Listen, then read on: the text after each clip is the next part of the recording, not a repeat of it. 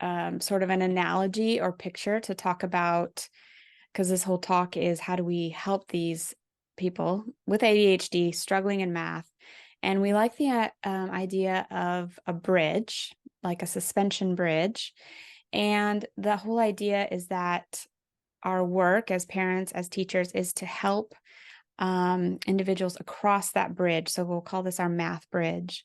And whether we're just on the journey with them for a little bit, taking them from one step to the next, first to second grade or fifth to sixth grade, or we're helping them have a picture of getting to the other side, which might be graduation, or maybe just the ability to be able to apply math skills to everyday life.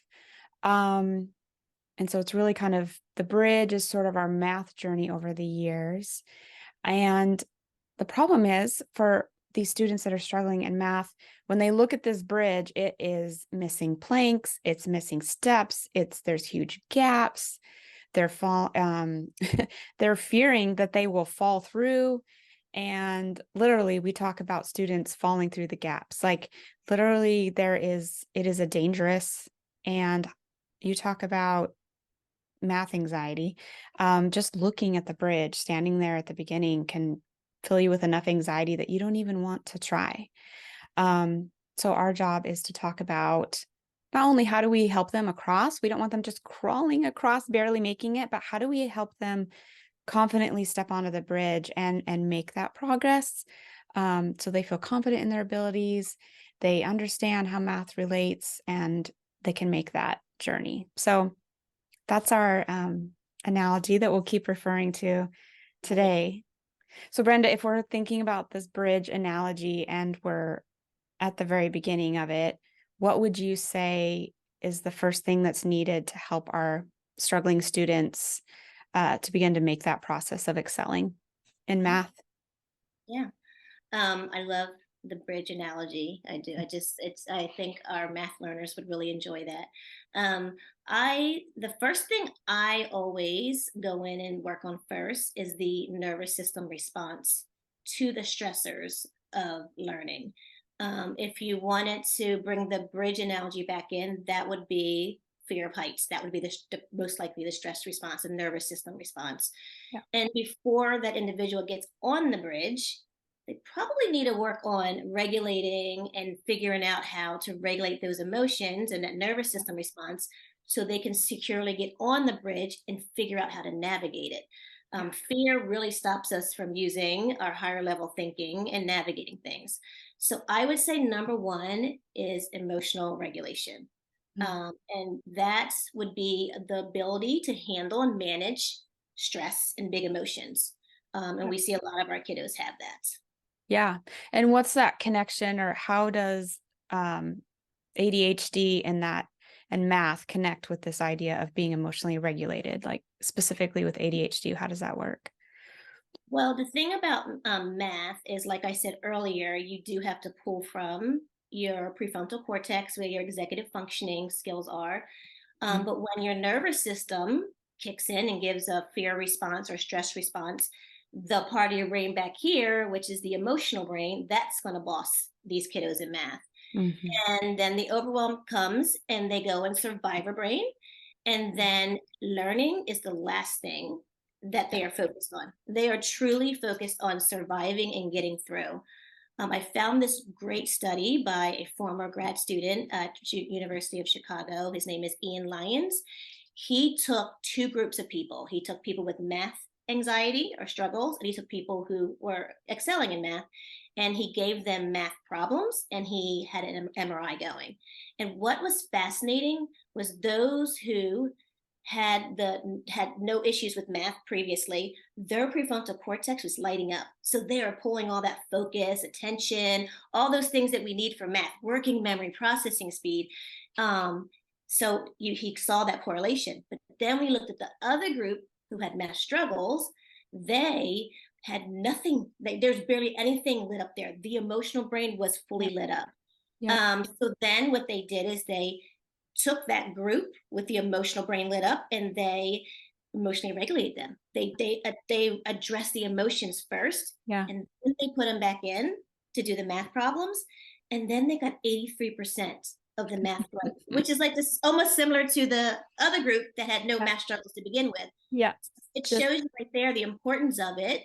yep. To recall all the information you need in math, emotional regulation has to be your foundation for sure. Yep. That makes Mhm. so much sense. But I don't think it's something that we're all trained, to look for. Um, could you talk about what does that look like? Like, how would you recognize a student that's emotionally dysregulated, or even how would you recognize it in ourselves as parents and teachers? So, what does that look like? Yeah. So the emotionally dysregulated kid is going to look many different ways. And I think that's one thing we have to remember. They could be angry, crying, sad, avoiding doing the task, wide eyed and looking around the room, panicky, hyperactive, fidgety. Their nervous system response is kicking in and it's just saying, shut it down, shut it down. I don't like what is going on in your body now. And so they're going to either probably do fight, flight, or freeze. Hmm. And each kid is going to demonstrate that differently. Yep. I know for my daughter, she did the freeze, and that wasn't as noticeable. So she wasn't the kid that was, jumping around or running out the door, but she was quietly looking around. After school, she'd be completely exhausted when I would pick her up, just drained. And in class, the teachers would report that she would just sit there quietly. And when they would ask her why she wasn't doing the work, she would tell them that she was waiting for the answer. So she was so flooded, she couldn't even think, but it didn't look disruptive. It was just a matter of she was frozen, just kind of not doing um, anything. Yeah, I see that so much. And those kiddos definitely can be overlooked until the exams come back and that the teacher sees that they may not have retained the information. Mine was flight. Mm. My daughter was the master at going to the nurse, going to the bathroom, and she would even like pick the bathroom that was further from the class that she was Yep. in. A longer Um, walk. she was the master of that. She would want to call my mom, or she did anything because it was such a strong stress response that she had. She could not stand being in that room. And so for her go to was flight. I just need to get out of here and find safety and security. Yeah, So, that makes sense. Do you have like a list or a kind of an overview of like what does a emotionally regulated student who's ready to do math look like, and what is one who's not not ready? What does that yeah. look like? So a child who the regulation has not taken place, no one has taught them regulation. That one is going to be someone who's hyper focused on the threat. Their response is going to be as if something dangerous was happening. Yeah. Just like in Ian Lyon's study, the part of the brain that lit up was the brain where we part of the brain where we detect threat or pain. So that's what the state these kids are going to be in. And so they're like focused on that threat. They don't like ambiguity. They want clear facts. Like they're not flexible at all. They could be in a state of panic. They could be so quick to anger because they're just so on edge to begin with and they're not regulated. So it's easy to flip into that, downstairs brain anger state. They're very afraid of making mistakes. This is one I see so much. They're like paralyzed with the fear of making mistakes. Yeah. They're not open to any new learning. They could be withdrawn, restless, tired. That's a big one. Sometimes people will think, oh, he didn't sleep well last night. But when your nervous system has that level of response, it will stress your body and you will be exhausted and tired. They will also have troubles pulling any calming strategies. They'll be like fully in the middle of this response. And it's going to be very hard for some of them to figure out what do I need because they're just so reactive at that moment. And then the other thing that I always love to mention is they can have somatic responses, which is like they can have digestive issues, headaches, dizziness. There's so many responses our body does to any kind of nervous system, that when your nervous system kicks in. So that would be, I would say, for the like dysregulated, difficult to learn person. But Mhm. the one who's regulated, the one who before stepped on that bridge, worked on how do I regulate myself? What do I need to do to regulate myself? That one, they're going to be open to new things. They're going to be calm, peaceful, even playful. They're going to be happy. They're going to see the big picture. They won't have that narrow, strict mind. They'll have like a bigger window of tolerance. They will not be afraid of making mistakes like the other brain would. Mm. They'll feel safe and they'll feel attached and secure, to most likely the adults that are teaching them. Their curiosity would be unlocked. I've seen this with my daughter. When she got regulated, she just took off. She just became such a curious learner in math. They can access all those prefrontal cortex areas that I talked about. They can recall information, which in math, we have to be able to recall information. They're motivated and they can access their self calming strategy. So if they feel that stress response, they can say, wait a minute, let me figure out what I need.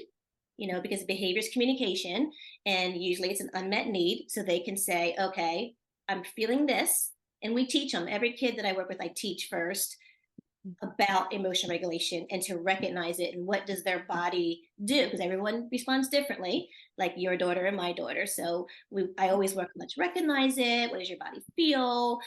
Where do you feel it in your body? And then what do you need? And when you're calm and regulated, you can grab that and you can reset yourself. Yeah. So it sounds like after we can recognize whether they're regulated or not regulated, you're talking a little bit also about, is there anything else you have to share about like how do we help them get there? You're talking about teaching them. Is there other things we should think about when we're thinking about how do we help get them to a state of regulation? Yeah, yeah. Um, First, you have to teach them. Absolutely, you have to teach Mm. the children. You have to teach them, like I said earlier, about what emotional regulation is and what their body looks like. Yeah. I always say, you need to prepare, have a plan for that. Don't wait. It's Yeah. it's so dangerous to wait for a fire to erupt and then put it out.